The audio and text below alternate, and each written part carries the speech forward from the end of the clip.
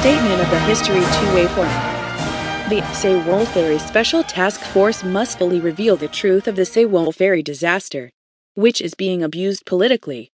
On November 11, 2019, the Sewol Ferry Special Task Force was officially launched to investigate various allegations surrounding the Sewol Ferry disaster in 2014. The STF was organized under the Supreme Prosecutor's Office in accordance with the Prosecutor General Yoon Suk-yeol's strong will to investigate the truth to clean up the Sewol Ferry disaster at the white paper level by thoroughly examining the cause of the disaster, the situation at the time of the recovery, and the existing investigation process. The History Two-Way Forum greatly welcomes STF's announcement. The reason is that various investigation teams, special investigation committees, and independent counsels have worked, but they did not completely solve the public's curiosity about the truth and the responsibility of the disaster. Rather, they have added allegations of political abuse for the purpose of killing President Park Geun-hye and Attorney General Hwang Kyo-won. As the investigation results have not been properly conducted due to political pressure while ignoring the fundamental reasons for the marine accident and the prevention of the accident, the Korean people, including bereaved families, are so exhausted, and now they have turned away from the perception that the Sewol Ferry story would be for the government's red herring and election strategy. Therefore, various civic groups and citizens, including HTWF, strongly insist that the STF not only make a complete and unquestioned verification, but also prevent the word Sewol Ferry suspicion from appearing again. This is the only way to truly bring to rest the souls of the children who died unjustly and pitifully.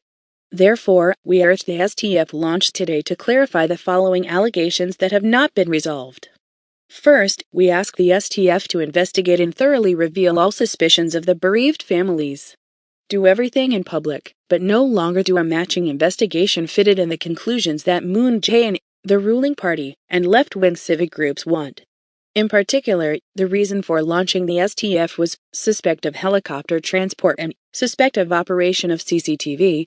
Thus, the STF should investigate Park Jin-young, the governor of Jeonnam Province, who stopped the helicopter flying to the sky to rescue Sewol Ferry passengers, and Kim Sung-gon, Gyeonggi-do Superintendent of Education, who informed the accident one day before the disaster.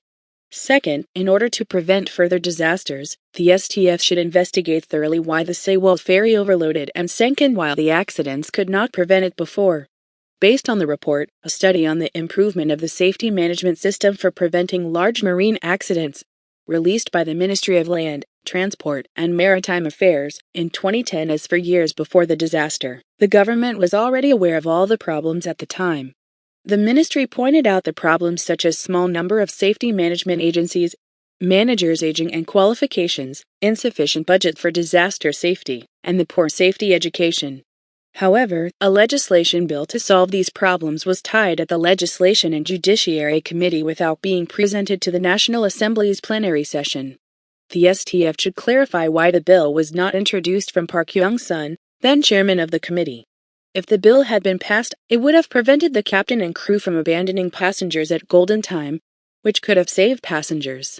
Third, while other ships were not sailing due to bad weather on the day of the Sewol Ferry disaster, a message against the departure of the Sewol Ferry was found on the cell phone belonged to the late Kang Min-gyu, a vice principal at the time of Dan-won High School.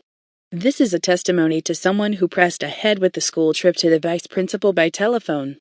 The STF must show who that person was exactly.